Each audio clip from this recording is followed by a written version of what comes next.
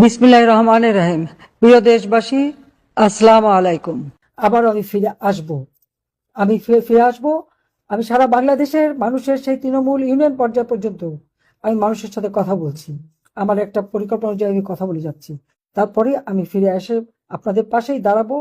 আপনাদের যে মর্যাদা সেটা যাতে আবার পূরণ হয় সে ব্যবস্থা ইনশাল্লাহ আমি করব।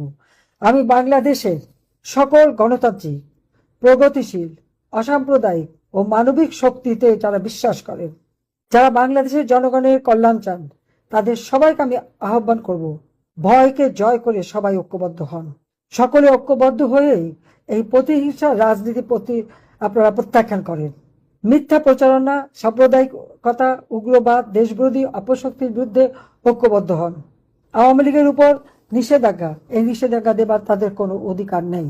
কাজে এই নিষেধাজ্ঞা অচিরে প্রত্যাহার করতে হবে, কারণ আওয়ামী লীগ জনগণের দল।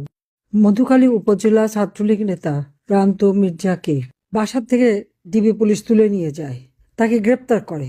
কিন্তু গ্রেপ্তার তাকে করেনি, তাকে তুলে নিয়ে যেয়ে চরম নির্যাতন করে হত্যা করে হাসপাতালে পাঠায়।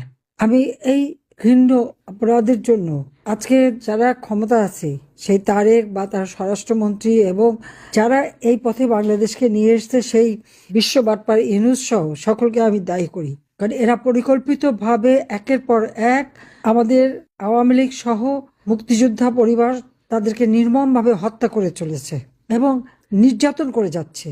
মা, বাবা, ছোট বোন, মেয়ে, স্ত্রী কেউ বাদ যাচ্ছে না।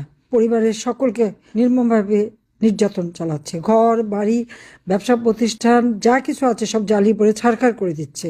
একদিকে যেমন তারা হত্যাকাণ্ড চালাচ্ছে, অপরদিকে অর্থনৈতিকভাবে পঙ্গু করে দিচ্ছে। আমি প্রান্ত মির্জার আত্মার শান্তি কামনা করি, সাথে সাথে তার পরিবার, তার মা এবং পরিবারের প্রতি আমার সমবেদনা জানাই, সমবেদনা জানাই। আমি জানি আজকে বাংলাদেশের আকাশ বাতাস সন্তানেরা পিতামাতার কান্নায় ভারী হয়ে আছে। আজকে বাংলাদেশের আকাশ বাতাস পিতাহারা সন্তানের কান্নায় ভারী।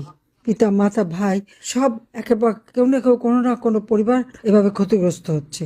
অবৈধভাবে, অসাংবিধানিকভাবে ক্ষমতা দখল করে তারা একের পর এক যে হত্যাকাণ্ড চালিয়ে যাচ্ছে, এর কোনো বিচার নাই।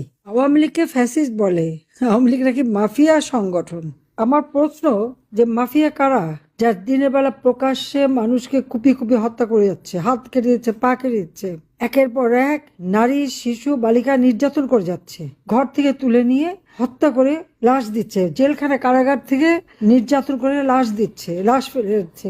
তারা মাফিয়া না আওয়ামী লীগ তো 15 বছর ক্ষমতায় ছিল। এই বিএনপি নেতাকর্মী তো ঘরেই থাকতে পেরেছে। হ্যাঁ, যারা